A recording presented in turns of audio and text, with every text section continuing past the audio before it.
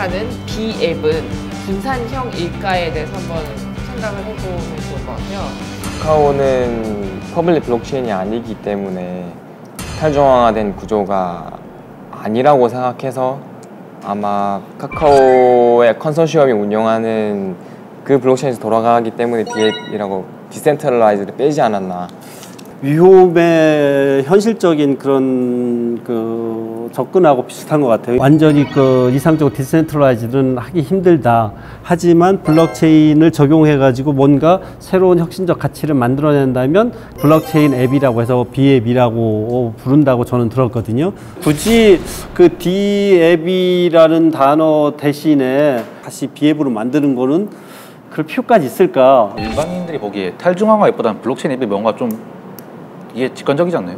네, B앱 같은 경우는 우선은 B앱이라고 했을 때 이제 디센트럴라이즈를 포기했다라고 저는 그렇게 생각을 하고요. 카카오가 컨소시엄을 만들었잖아요. 카카오가 만든 컨소시엄을 이제 좋은 기업들이라고 생각하고 이 기업들이 내가 보낸 트랜잭션을 굳이 막을 필요가 없다라고 생각한다고 했을 때는 이제 그 서비스 이용할 수 있겠죠. 이제 저는 그런 측면에서 B앱이라고 이름을 붙인 것 같아요. 완전히 탈중화가 된 형태가 아니니까. 카카오가 만든 클레이튼 같은 경우는 사실 컨소시엄이나 혹은 카카오라는 이 그룹 내에서 얼마든지 거버넌스를 바꿀 수 있는 상태잖아요. 그래서 기존의 서드파티 개발자들이 불렀던 탈중앙화 어플리케이션이라고 부르는 거에는 어폐가 있다고 생각을 하고, 기존의 이 뎁 개발자들이 불렀던 관점에서는 이거는 그 형태의 뎁은 아니라고 생각을 하고, 본인들도 그 부분에 대해서 인지를 하고 있으니 좀 새로운 용어를 만드는 게 아닐까라는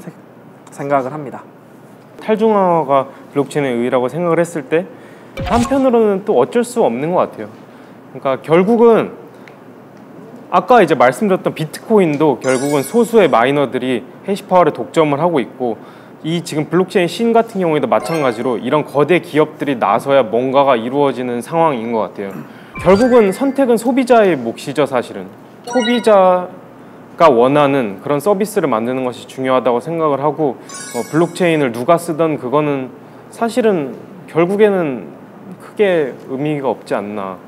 잘 모르겠어요. 아닌 것 같긴 한데 사실 앱이든 뎁이든 앱이든 게임은 재밌으면 되는 거고, SNS는 자기 의견을 그냥 솔직하게 할 수 있으면 되는 거고, 거대 기업이 들어오는 거는 전 당연한 게, 그러니까 오히려 그냥 명확해지는 게 블록체인이라는 그 기술 혹은 이것이 갖고 있는 사상이 확실히 파워풀하긴 하구나라는 걸 한 번 더 증명을 한 거고, 이게 완벽한 주류로서로 자리 잡을 수 있겠다라는 것도 한 번 더 증명을 된 거라고 생각하거든요. 카카오의 클레이튼과 같은 데서 너 한번 들어와 볼래? 하면 뛰어들어갑니다.